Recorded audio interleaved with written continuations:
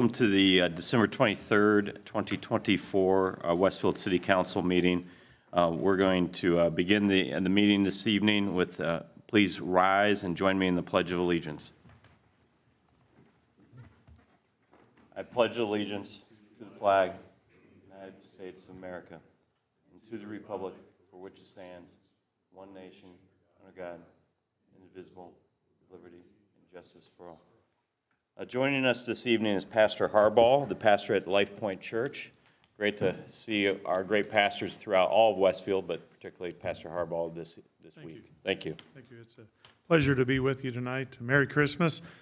Well, let's pray. Lord God, we just love you and praise you this night. And thank you for another day of life, another day of living, and here in your creation. Thank you for our family and for our friends, for our community of Westfield here in Hamilton County, Indiana. Lord, we ask for your presence and guidance over tonight's meeting. May your peace preside. Give us wisdom and discernment as this council and the city's leadership works to serve the people of Westfield. May we glorify you through our lives and actions.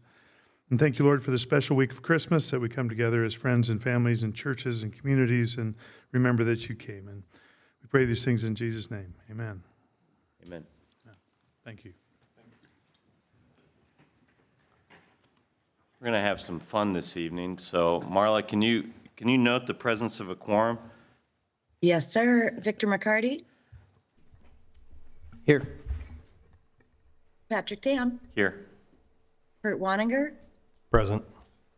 John Dart. Joe Deppner. Here. Noah Heron. We have a quorum. Hey, thank you. And Chad Huff. Here. Oh, Chad, I'm so sorry. Chad Huff. Thank you. How can you miss Chad? Well, I've got you off to the side and tiny right now, so No, I'm not giving many you apologies. not giving you grief, Marla. I'm just kind of noting Chad. Fabulous. This evening, just while it's not on the agenda, just for folks that may be watching from home or elsewhere, this evening we do not have Claiborne Farms, otherwise known as Kimblewick, on the agenda this evening. It has been moved to our January meeting. Just wanted people to know that. Also, just a point of order for folks, while we have 5 counselors, it still requires a 4 counselor vote to take affirmative action per Indiana law. It's not just a majority of 5, so if you will, that would be 3. We still would need 4 counselors to vote in the affirmative to actually take official council action, just to let people know on that piece. I assume, moving on, I assume everyone's had the chance to review the minutes from our last council meeting. I need a motion and a second. After reviewing the minutes of last week's meeting, I make a recommendation for approval. Second. We have a motion made by Councilor Waniger. We have a second by Councilor McCarty. Any discussion? Seeing none, may we call the roll? Patrick Tam. Yes. Kurt Waninger. Yes. Joe Deppner. Yes. Chad Huff. Yes. Victor McCarty. Yes. Motion carries 5-0. Thank you, Marla. Next that we have on our agenda is the approval of claims. Assuming everyone's had the chance to review that, I need a motion and a second. Make a motion to approve the claims as presented. Second. We have a motion made by Councilor Waniger, second by Councilor McCarty. Seeing no other discussion, may we call the roll? Kurt Waninger. Yes. Joe Deppner. Yes. Chad Huff. Yes. Victor McCarty. Yes. Patrick Tam. Yes. Motion carries 5-0. Thank you. Director Todd, do we have any members of the public who would like to address the council this evening? Thank you. Moving on to old business, we have ordinance 2455, which is the Woodwind East PUD. I believe this evening we have someone from the planning department just to make a brief presentation. Yep, that'll be me this Great. evening. So for the record, Kevin Todd with the Community Development Department. Item before you this evening is Plan Unit Development, known as Woodwind East. This item was introduced at your September 23rd meeting and received a public hearing at the Plan Commission on October 7th.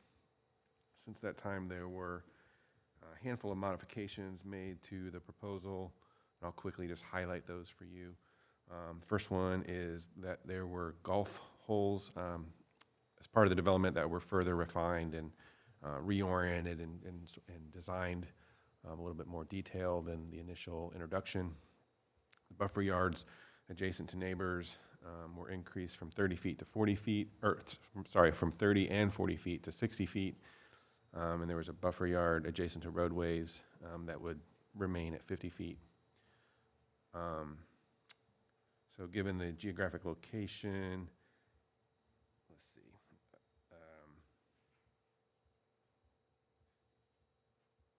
Sorry, okay.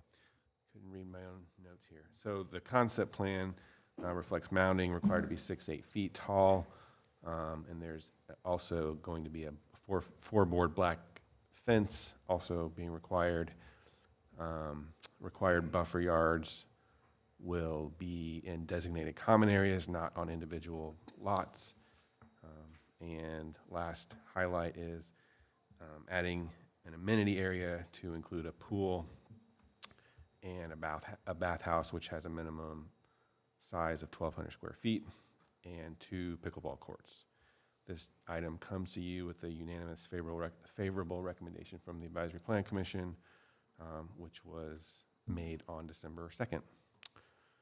With that, we can answer any questions or turn it over to the petitioner for additional comment.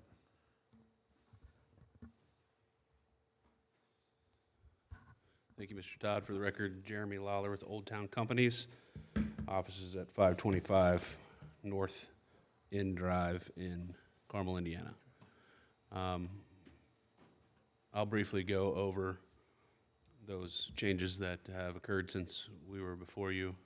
The last time, I think everybody's familiar with the property, 161st Street, 166th Ditch, and the existing Woodwind Golf Course. As Kevin mentioned, we made some modifications to the golf course. Before there were 2, and this is in partnership with the city and the mayor's steering committee for the golf course. So originally there were 2 golf holes in the middle area. We've spread that out. There's now a par 3, and we've actually reversed the order of play. So now it's we'll call it 8 or 7 par 3, and you play north on a par 4 for number 8, and then you play back south, and then you exit the neighborhood and go back across to the golf course proper.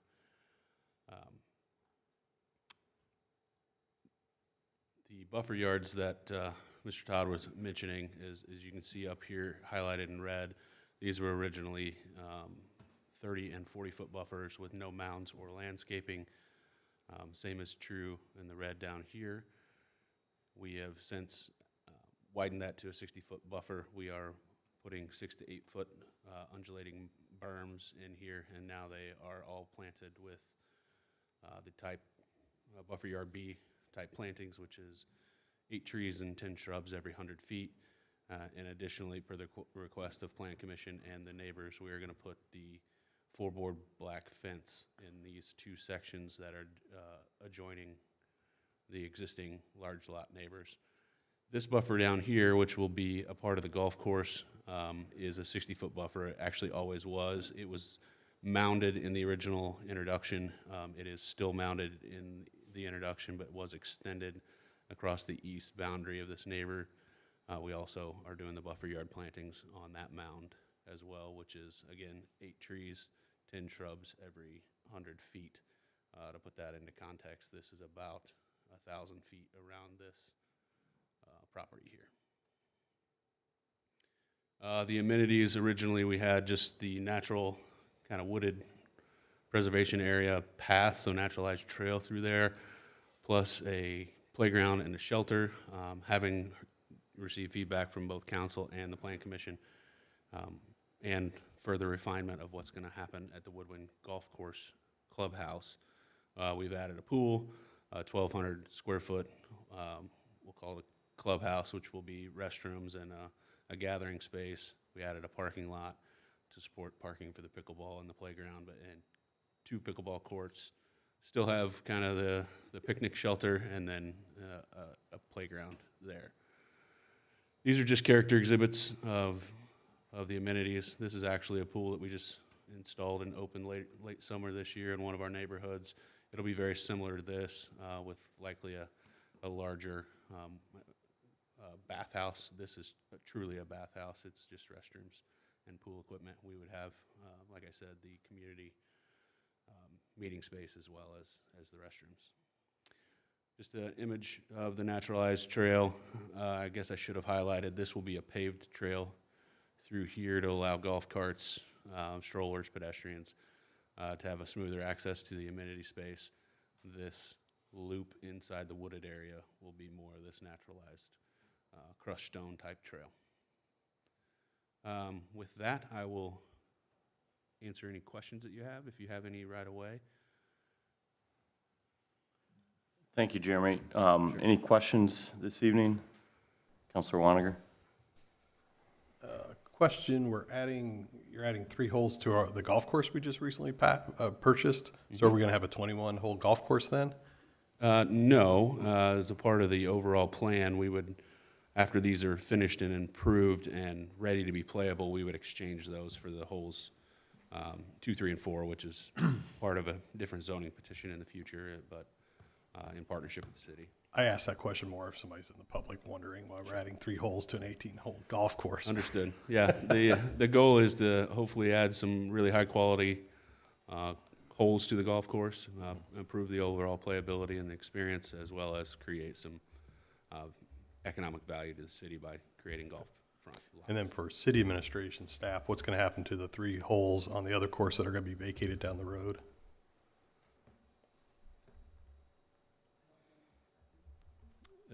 The plan is that they would transfer ownership. We would exchange the land that we're buying up here and improving for those existing holes, number 2, 3, and 4, and then that would be developed into a future section of residential. But that's not part of tonight's agreement. Completely separate. Yeah, I just want to know for transparency that I really like this development. I think it's an appropriate fit for that space. I like the residential aspects of it. Knowing the total plan here, I just want to be transparent with you and everyone else in the public that I understand that at some point there's probably going to be a TIF request for a residential TIF, which includes this, maybe some other neighborhoods, and that's the part of it that I probably have a problem with. But that's for a different day. I understand. I don't want to dive into the weeds on that. But this project right here, as it sits, minus what I think is coming in the future, I think this is a good project. Councilor McCarty? Yeah, just to, again, touch base on when it came through the APC process, that as much as I would have still liked to have seen either 1 or 2 lots there at the end of the cul-de-sac be removed, I do appreciate the kind of compromise that we were able to come to of the additional berming and trees and so forth to help the current neighbors. So thank you. Yeah, thank you. Jeremy, just for the public more, can you just talk about the blend of housing and the Sure. different builders that you were going to also see? Be happy to. So I don't believe the area map is in this. It is in the concept plan and in the ordinance. I'm going to pull it up because it's kind of hard to differentiate between the 2 yellows.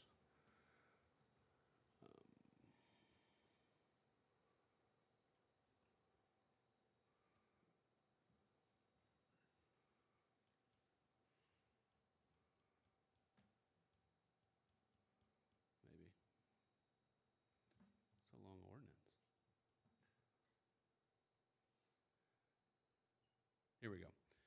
So there's 3 distinct areas in the map, and they have different lot size requirements. Area C in pink is designed really in partnership with Fisher Homes. It is the Fisher Masterpiece Collection, which is their highest end project or highest end product that they present. Area B is our custom ranch product, so it's a little bit more dense. They're 67-foot wide lots. Kind of an empty nester target market there. And then Area A is our fully custom home lots. So From a builder group, obviously we've got Fisher in the pink. Area A is our traditional partners that we develop or we build with alongside in Chatham and Holiday Farms and all those, which is Old Town Design Group, Wedgwood, Gradison, G&G Homes are the four that usually kind of travel together in those higher end circles. Area B would be primarily Old Town Design Group, but also probably Wedgwood in there. There's only really a couple that do that more dense custom home. Jeremy, in the Area C with Fisher, that product's obviously being built in the Chatham area. Roughly price points? Area C, I would say, would be an average of 900. Area A, I think on the low end is 1.2, and then up, realistically, probably 1.4 to 1.5. Area B is, I think they would begin at 800, and most of those are going to settle in about $1 million as well. Thank you. The other piece too, you worked with some residents of some larger parcels. You put in some additional fencing. Yep. They have some livestock operations there. You did increase that buffer. Can you talk a little bit about Correct. that as well? Yeah, the livestock areas specifically are these two properties here. Both of them have, I don't want to call it a hobby farm, but they have goats and cows and chickens and other things. They do have their own fence. I met out there with them a couple times, and they were a little concerned about folks coming over, interacting with their animals. Their animals are really domesticated, so if you walk up to the fence, it's like a little herd of animals that follows you around. So I understood with the little kids interacting. So we widened that buffer, put a 6 to 8 foot mound on it, and then it'll have fencing as well, just to kind of deter folks from coming across. And then likewise, if they escape, the little goats will have a harder time getting into the neighborhood. So we did that here. Also, the same application along this buffer here, which is the 60-foot buffer with mounding and plants and fencing. And then specifically around, if you will, the Berkman's property, that's 1,000 feet, linear feet. Is that how you addressed it Yeah, earlier? pretty close to it. So how many trees are we looking, just roughly? Roughly 80. Okay. Yeah, And then you already then have mounding of how, 6 to 8 feet? It is, ordinance-wise, it's 6 to 8 feet. On this east side, that's about all we can get because of the topo change. I would imagine the north and west sides would be a little bit taller than that. So the ability for a golf cart to even approach that's pretty rough. I would say, I'm never going to say never, but they're going to have a heck of a ride if they try to drive over there. There is alcohol served, I guess. But you also had a separate letter, though, to the Berkmans talking about, can you talk a little bit about that? Yeah, I'm trying to think if there's a better, anyway, she requested, Ms. Berkman requested fencing, so there's a little trail on both sides of their property. So imagine the standard right-of-way path that ties in here, additional little piece on this side. There was some concern about golf carts driving across their property, or runners or walkers or whatnot. So we're extending their vinyl fence. They have a vinyl 4-board fence along the front of their property. We're extending it 100 feet north on both sides. Because that parcel isn't part of the zoning petition, staff didn't believe it should be part of the zoning ordinance itself, so we have a separate commitment letter with her, Old Town, committing to build those improvements for them. I appreciate to do that. Mrs. Berkman obviously understands the process pretty well, so. She does. We wanted to see that potentially, but because of staff, because it's not part of the PUD, but I kind of wanted to make you say it, so thank you. Hey, one question for you, running between Area B and A there. Yeah. There's a black line that runs straight through that golf hole. Yep. What are we looking at there? That is just the division line between the different areas. Different area. Okay. And Jeremy, last question. That parcel, 15-acre parcel up at the kind of northeast corner. Yes, this piece up here. Yeah, just for those again in the audience that might be online, thinking that might become townhomes or condos or apartments or those type. What's the planned intended use for that property if you know? Yeah, so the Chance family that owns this half of the development has already is in partnership with a local church to build a church on that property there. So it's 15 acres. I'm not sure the arrangement of how that transaction's happening, but they should be coming after our development. So part of our purchase agreement is that we account for their drainage and extend utilities to their property line for the church. And then the church would likely come in probably '27. Thank you.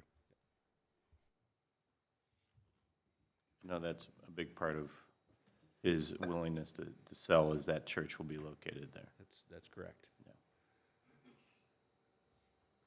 Any other questions from council this evening? We need a motion and a second. Make a motion to approve ordinance 24-55 Woodwind East PUD. Second. We have a motion made by Councilor Waniger, a second by Councilor Huff. Any further discussion this evening? Seeing none, Marla, may you call the roll? Joe Deppner, Yes. Chad Huff, Yes. Victor McCarty, Yes. Patrick Tam, Yes. Kurt Waninger. Yes. Motion carries 5-0. Thank you all very much. Thank you very much, Jeremy. And frankly, we look forward to making our golf course even greater, and we have even better membership numbers even for next year already. Thank you very much. So thank you. Ordinance 2468 is our next order of business, which is reestablishing a code of ordinances for the city of Westfield by recodifying, revising, rearranging, and compiling ordinances into a complete simplified code. Our city attorney, Ms. Glazier. Sure. This is just the ordinance that was up for first reading last time, where American Legal Publishing recodified all of our ordinances into one large code that's available in hard copy and online as well. So this would just be approving that recodification, and I'm happy to answer any questions. Thank you. Any questions this evening? Seeing none, I need a motion and a second. Motion to approve ordinance 2468. Second. We have a motion made by Councilor McCarty, seconded by Councilor Huff. Seeing no other discussion, Marla, may you call the roll? Chad Huff, Yes. Victor McCarty, Yes. Patrick Tam, Yes. Kurt Waninger, Yes. Joe Deppner. Yes. Motion carries 5-0. Thank you. Ordinance 2473, amending ordinance 2411, which is the traffic regulations of the city of Westfield, Indiana. This is a second reading this evening. I think we have Mr. Nail in the audience this evening. If there's any questions.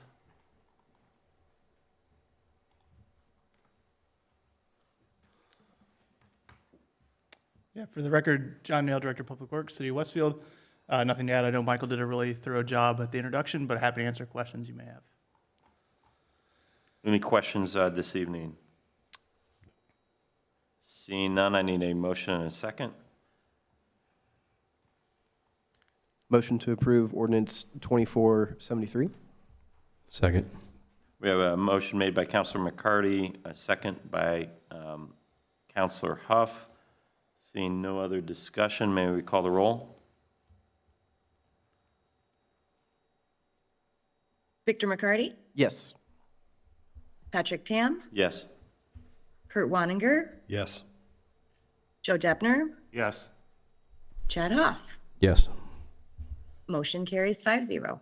Thank you. Ordinance 2475, which is the Common Council of the City of Westfield, Indiana, authorizing and establishing the boundaries of two municipal riverfront development areas.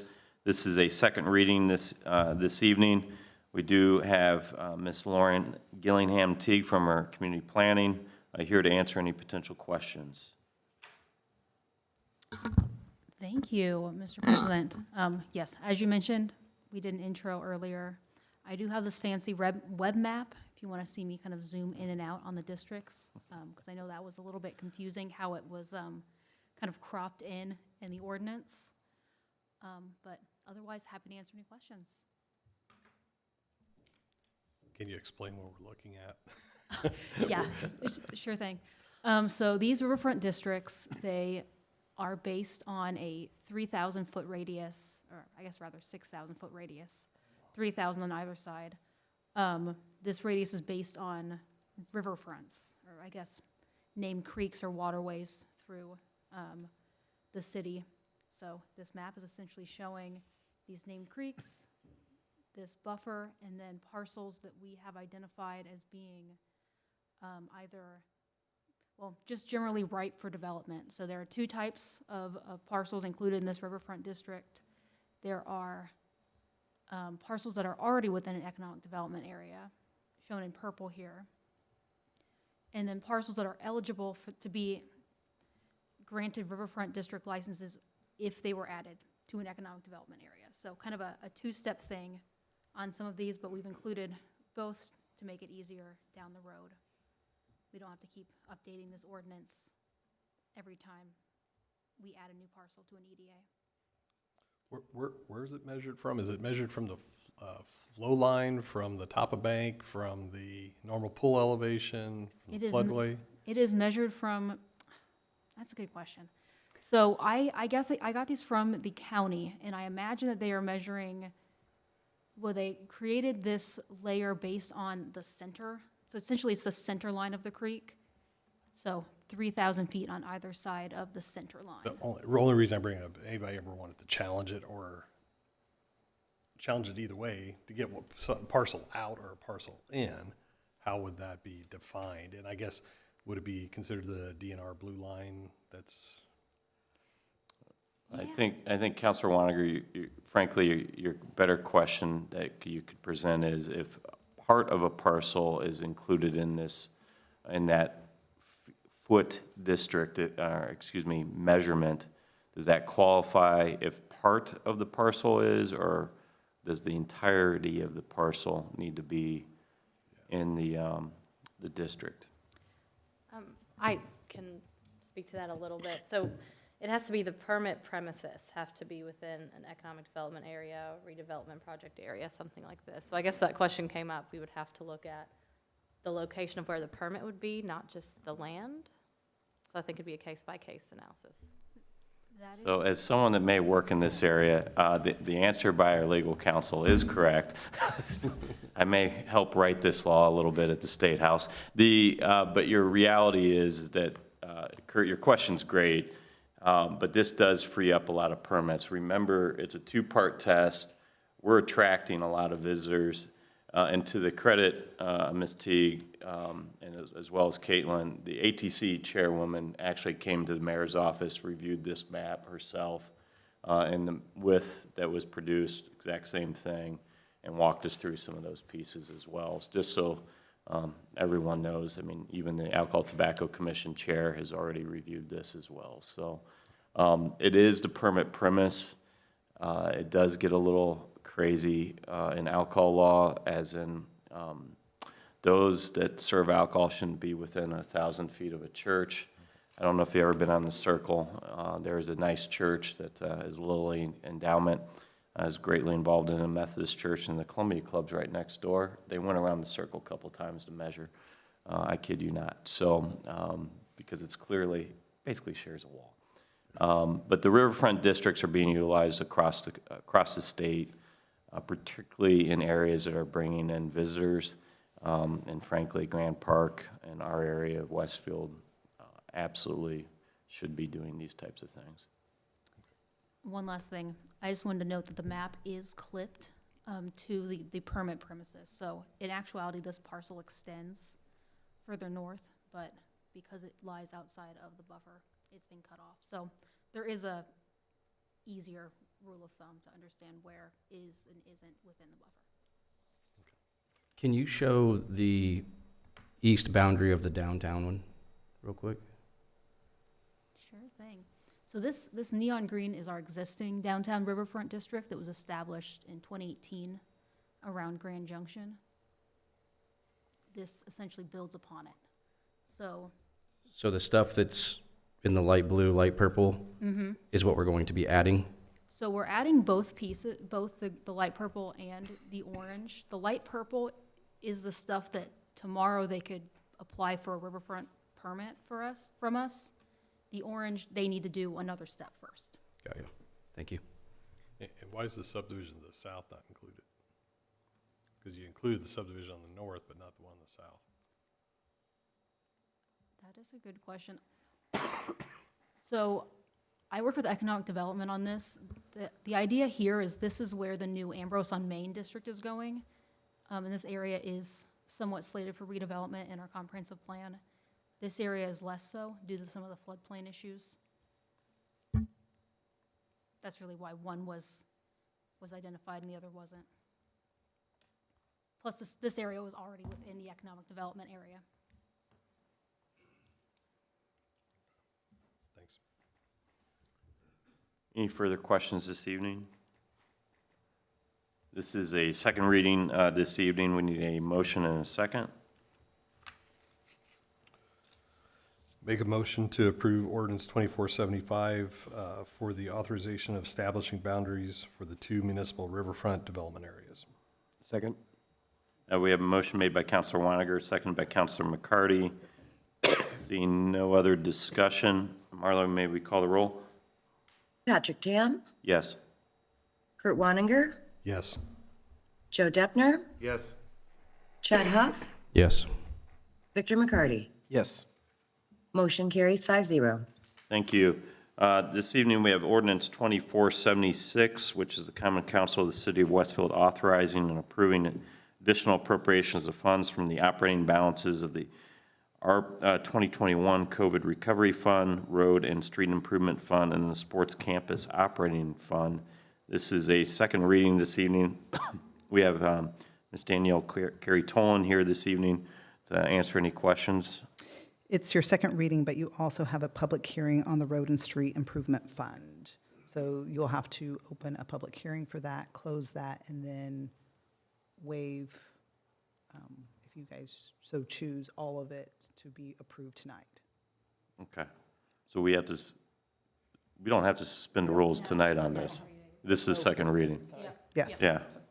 That comes It is weird. later. It's backwards. It comes later. Yes.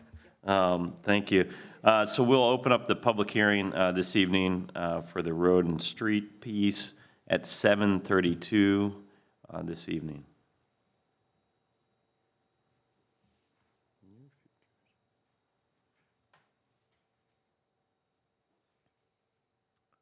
Seeing no one stepping forward, we'll close the public hearing at 7:32 as well this evening.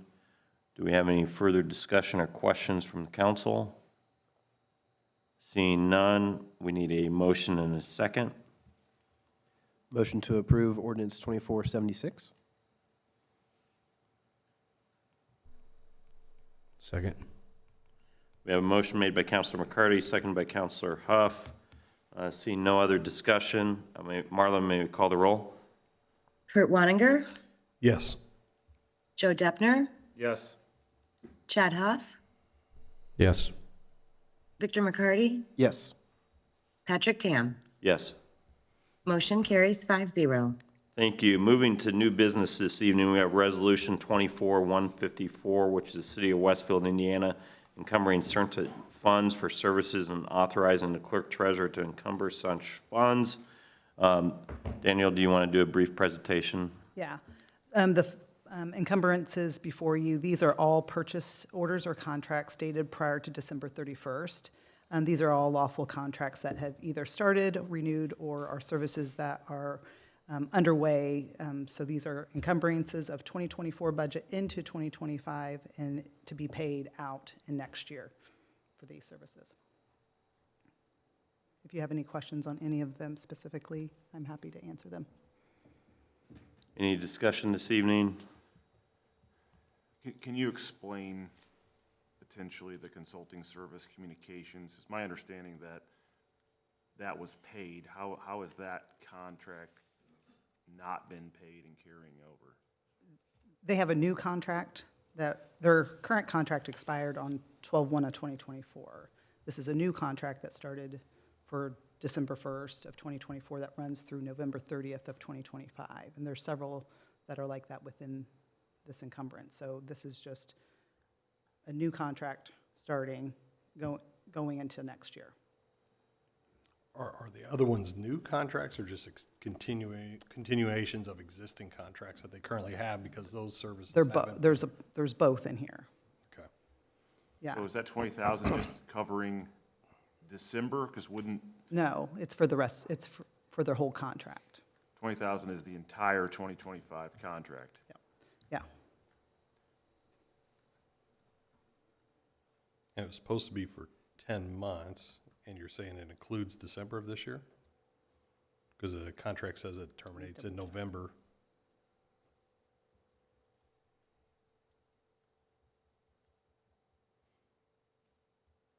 I guess in the future, with encumbrances, I don't like creating a new contract and encumbering funds from the previous year because you're circumventing the budget process.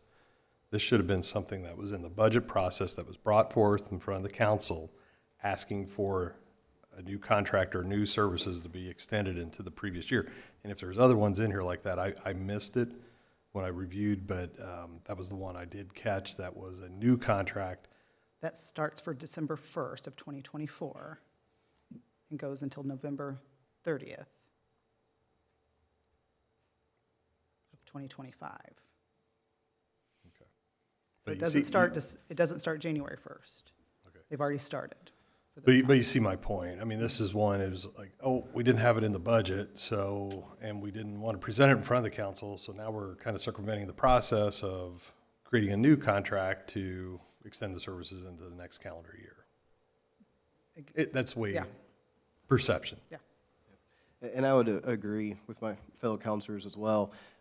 Just as we first met regarding the budget and running through all the line items and so forth, this was one particular item that I thought that was going to be included in the 2025 budget, but it wasn't. So that's where I'm like, well, to the point of it kind of circumventing the process, that it should have been included in the 2025 budget, but by technicality, it's starting on December 1st of this year. It just leaves a conundrum here of you're asking us to approve something that, again, should have just been in the 2025 budget. Yeah. And again, she had the funds to roll it over. And that's a lawful I'll add, contract. I don't know if this would be helpful. This kind of came up a few hours ago, so I've done my best to look into what I can. There's not a statute I'm finding. There's PowerPoints and clips of guidance. I don't know if it helps us for right now, but I'm happy to reach out to the SBOA and DLGF to kind of go through some of the particulars and questions that have come up so that, I mean, as the clerk treasurer's office is inputting everything, and then also for next year, we kind of have a better understanding, because I've sent along the guidance, but it doesn't, it's just pretty broad. It doesn't really speak to the nitty-gritty like that, so I'm happy to ask. Yeah, and again, SBOA says all purchase orders or contracts dated prior to December 31st. So since it's going to be November 30th, should we expect this same thing next year this time? I mean, again, there's other contracts like that in the encumbrances Yeah. that we have encumbered funds over to next year to cover those contracts. Yeah, but I've always wondered why, I work with a lot of municipalities around the state, and why they require certain municipalities, they reduce that threshold from the state level on what directors have authorization approval to approve and then bring before front of their council. So I've got some municipalities that I work with that they can't approve anything over $5,000 or $500 without bringing it to their council. Now I'm kind of understanding why. So, so by doing this, you may be creating other issues that you may not want down the road, where the council may set stricter limitations on what directors can approve or not approve. And I think that has been, olive branch has been extended in the past and has continued, but when people try to circumvent the process, it does not look well in the public view. And again, I don't think anybody's trying to circumvent anything. I think it was their contract expiring. They signed a new contract. She had the funds to encumber. I directed that to happen because she had the funds and the contract's new.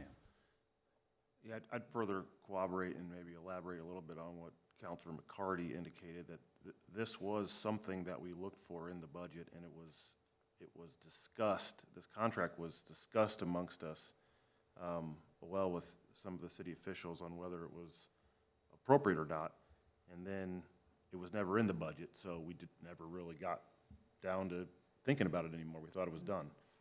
And then it gets put into here as a new contract has essentially been signed, and then asks us for the money. Essentially, that's how I look at it. And which ultimately didn't give us the ability to really dive in to see whether we even believed it was appropriate to go on next year. That was my issue with it. And I would also agree with fellow Councilor Huff here that just the fear of if it's happening this year, then who's to say the possibility of, well, it ends in November, but you started on December 1st of 2025, so then we're just right back into the same position we are this year. I'd like to add something if possible. And this is Marla Ayler, Clerk Treasurer, for the record, since I am not in the room. Typically, an encumbrance is going to be used for service or equipment where it cannot be completed in that calendar year. So, you know, this contract, it could have been completed, the work was completed in the calendar year. So I do tend to agree with the counselors that typically, just because a contract is going to run from December 1st to November 31st or 30th, it wouldn't necessarily typically be the reason for encumbrance.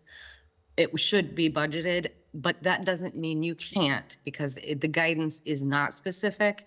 But I think that you guys should not necessarily continue this conversation if you feel like you're at the end of it. Very good, but I think we need some real clear direction, certainly for next year. Yeah, from a recent State Board of Accounts presentation, the encumbrances are accounting mechanism to hold over a portion of the prior year's budget for expenses paid in that current year. I think we should just wrap it up. I'm good with this for now. Like, I would rather see, like, if we're gonna do this again next year, I'd rather it just be a budgeted line item, and if that means that, because it's till November and the next one's gotta be 13 months or whatever, I'd rather just see that than an encumbrance, that's all. This is a matter of new business this evening, so it's over encumbrances, which really are balancing our books or helping us close out the year. So it is our last council meeting of the year, so for this matter to really be effective, we need a motion to suspend the rules. It's a resolution. One reading. I need to, like, the next one is, okay. I got a question. We're all trigger happy. Before somebody makes a motion, do we want to make a motion to approve it as it is, or do we want to make a motion to approve it minus that line item? I would support removing the line item. Would you like to make that in a motion, or? I'll make a motion to approve Resolution 24-154 with the removal of line item 101-02-0331, consulting services communications for $20,000.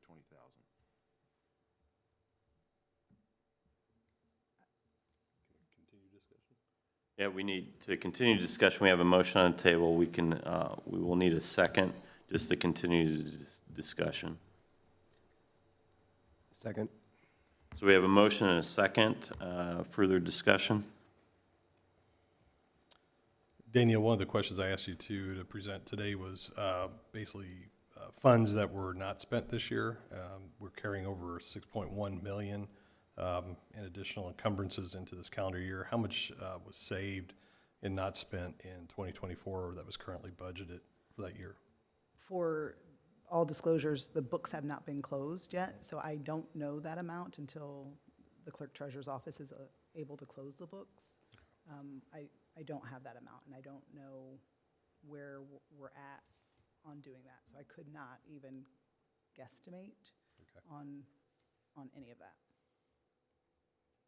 Well, I like the motion that's been presented on the floor, and it's something I had suggested and recommended earlier as well. I kind of go with Councilor Huff as well, that I'd be okay passing it this time, but I don't ever want to see this happen again by another department head within the city of Westfield or within the city administration, that this would occur again. Not comfortable at all with how it's been presented and how the process has gone through the budgeting process and also through this additional encumbrance for this services. And it's just not this communication. It's just the principle in general of that happening and happening again in the future. Any further discussion? So we have a motion. Counselor Deppner, would you like to have us call a roll call vote on this as well? Or would you like to I think we withdraw? have to. It's been called and seconded. You so- can also withdraw it if you like. I know rules wait too much, but Well, you want to let's do it? withdraw it then and Okay. someone make a new motion.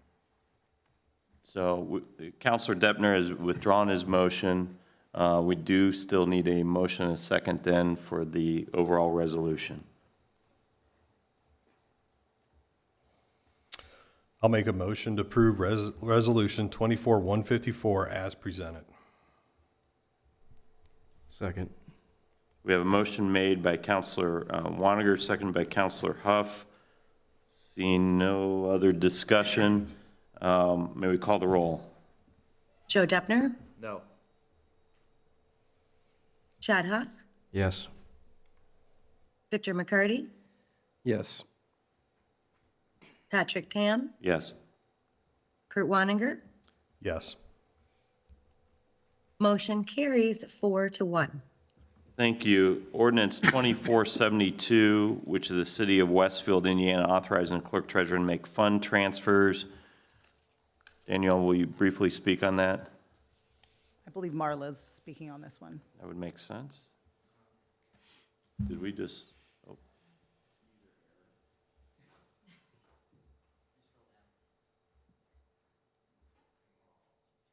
I am not speaking on amending fee schedules. this is ordinance 2472, which is the fund transfers? Oh, sorry, fund transfers. Oh, you're fine. So, apologize. All we're going to be doing basically is some of the line items occasionally run into the negative. Generally, they come from the general fund. And what we do is use line items where maybe there was an overage to cover any shortfall. And we will absolutely present this to you once it's done so you can see. It's also going to help administration in furtherance of a zero-based budget for next year. It'll kind of help us tweak it, but it is something that we do every year just to make sure we can close out the year because we can't close anything that has a negative balance. Thank you. This is an ordinance this evening, so we do need to vote to suspend the rules. We've been all excited to vote to do this. So, we need a motion and a second to suspend the rules this evening for the fund transfer.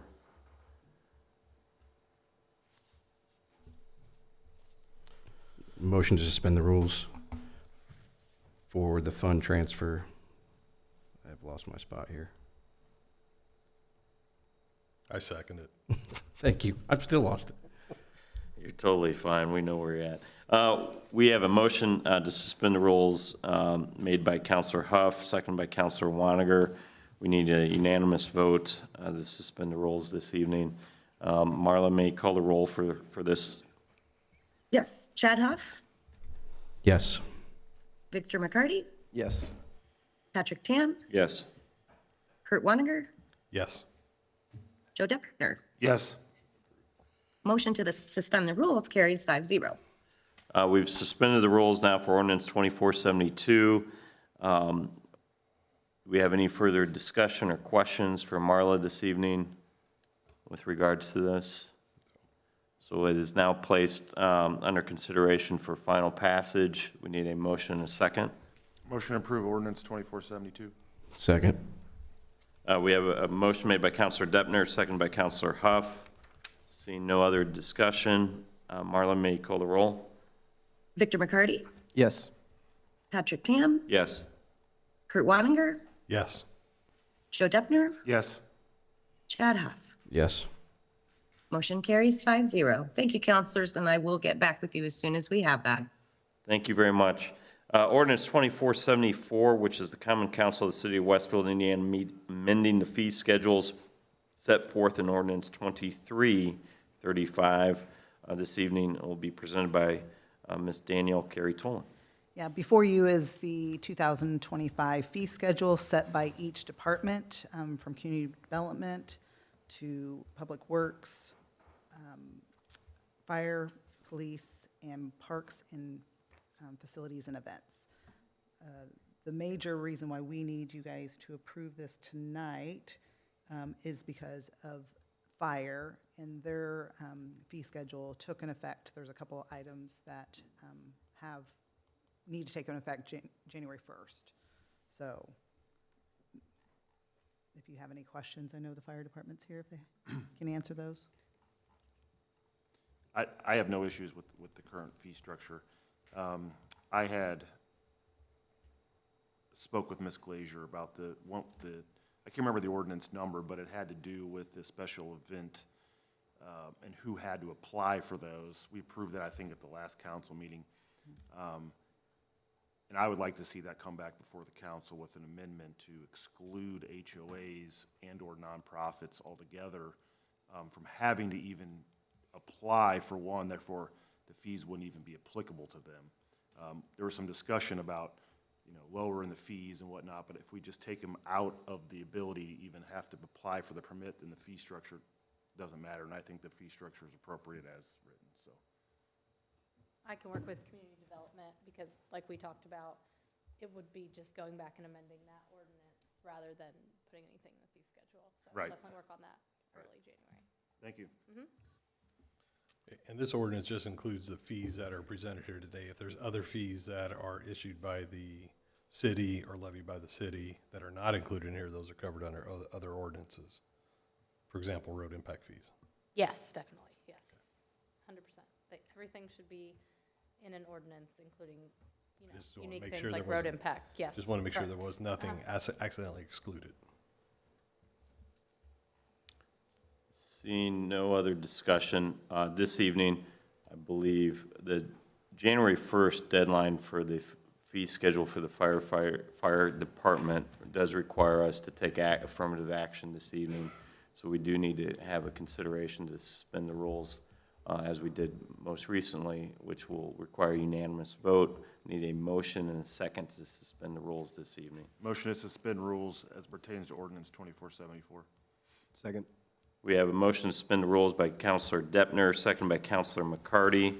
May we call the roll, Marla? Patrick Tan, Yes. Kurt Wanninger, Yes. Joe Deppner, Yes. Chad Huff, Yes. Victor McCarty. Yes. So we have, Motion to suspend the rules, that's 5-0. Motion to approve ordinance 2474. Second. we have a motion made by Counselor Deppner, second by Counselor Waniger. They're finally catching on. I'm so excited. Marlon, may we call the roll? Kurt Wanninger, Yes. Joe Deppner, Yes. Chad Huff, Yes. Victor McCarty, Yes. Patrick Tam. Yes. Motion to approve ordinance 2474 passes 5-0.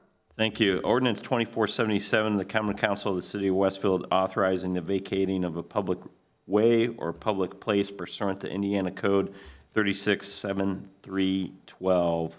I believe we have both Director Nail, and then there's some legal questions as well. And we have our city attorney, Ms. Glazier, as well. Jonathan?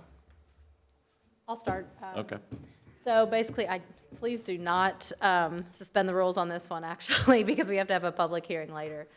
But basically, this code section allows an owner of property that's continuous to a public way or place to file a petition with the city to vacate that public way or place. We did receive such a petition from the owners at 1524 East Greyhound Pass. This property is over near the Target and Goodwill. I think John can speak more to the actual property, but it would be split into 3 separate sections per all the continuous property owners. The steps would be introduction now. First meeting in January would be a public hearing. We have to work on a notice to the property owners and a notice in the newspaper. And after the public hearing, you all can vote on whether to vacate the property. And I didn't do great at labeling the exhibits, but one of the exhibit Bs, it shows the property in a bigger map, and you can also zoom in, and John can kind of speak to it a little bit more, and I'm happy to answer any questions about the legal process too. Yeah, for the record, John Nail again. The right-of-way that's in question is this piece that I'm outlining with the cursor. The reason it's even right-of-way to begin with is that the Ryans owned this parcel. It was larger. It was one large parcel previously. They platted it, subdivided it, and sold off some lots. And per our platting process, they are required to dedicate right-of-way in accordance with a thoroughfare plan. Our thoroughfare plan currently has a roadway connection from 151st Street down to Greyhound Pass. We're updating the comprehensive plan. Part of that will be an update to the thoroughfare plan. Candidly, this would be the most expensive 500-600 feet of roadway we'd build because it goes across a retention pond. I don't see any real value for that connection. There's been discussions in the past, but I feel like, given traffic volumes, this connection to Greyhound Pass works fine. And again, when you weigh that with the cost of what that roadway would look like, I don't see the need to retain this right away anymore, in which case Public Works at least would be in favor of vacating it back to the adjacent property owners. Thank you, John. Any questions for John this evening? I think the most key words is this would be the most expensive roadway that we would do. On a per foot basis, I should say. On a per foot basis. I wanna be clear about that. Yes, that's, Yeah.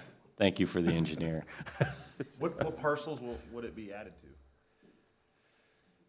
We're vacating. Caitlin, you want to start with the statute and? I'll Sure, fill in so the blanks basically there. just the operation of law is that it would kind of be split among all the contiguous property owners. If you see the one to the left, the one to the right, and the one to the bottom. One of the Exhibit Bs actually shows it. I think it's B1 or B2, and you can see, and that was actually provided by the petitioner. We've actually talked about getting the adjacent property owners to waive their right. That has not worked, but just the general operation is that it's kind of split, usually 2 ways, but here would be 3 ways because of the way it's made up. Oh, not that one.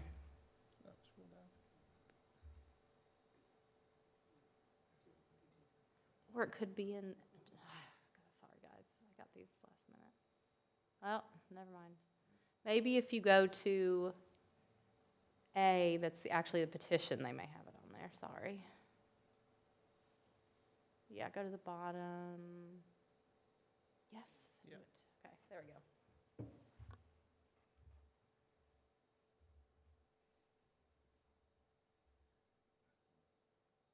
Sorry, make it complicated for you. Jonathan, how much did the city pay for this parcel when the roundabout was built? I don't have that information with me tonight, but I can send it to you. So with this vacation, that would go equally in thirds back to those property owners at no charge? To be clear, the city did not pay anything for the right-of-way here. That was part of the dedication in the platting process.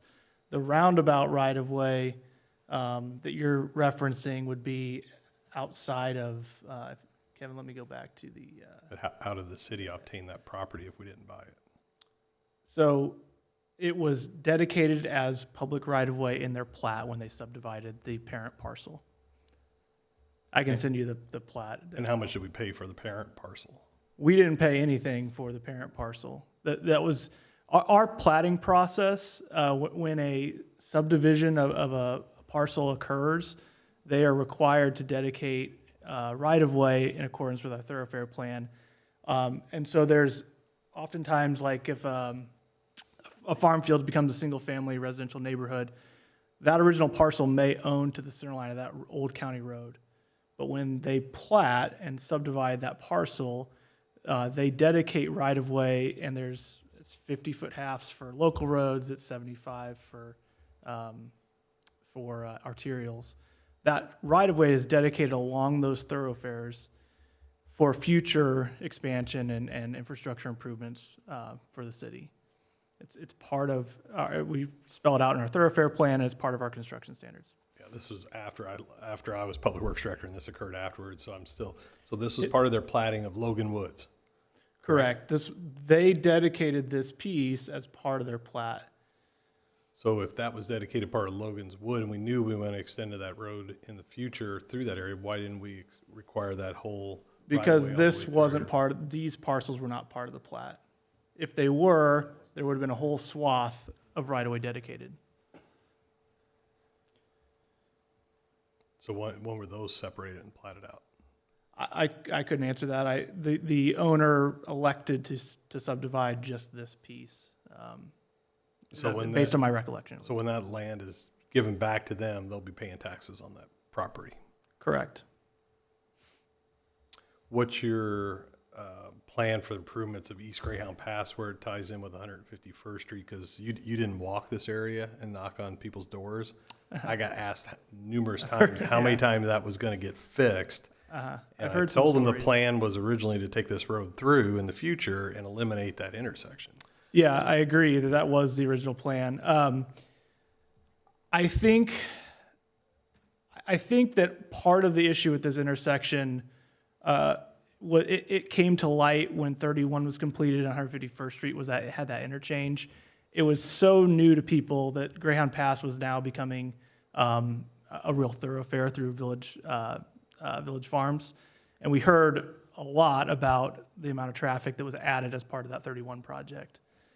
We'll continue to monitor this intersection. I do think that likely a small roundabout probably makes sense in the future. It's not on our capital improvement plan, so it's not in the next 8 years sort of look ahead.